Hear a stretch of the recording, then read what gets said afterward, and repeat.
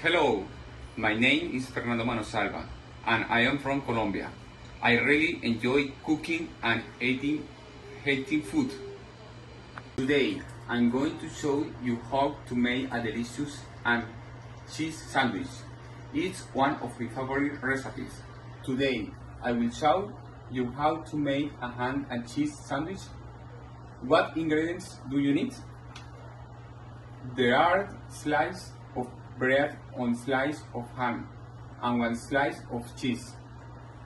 There is also some butter and little mayonnaise. Where can you buy them? You can buy all the ingredients at any supermarket near your house. This recipe costs about $2. Now, let's start. You can spread the butter and the bread, the ham and the cheese. Next, you can toast the sandwich in a pan or sandwich maker until it's golden and crispy.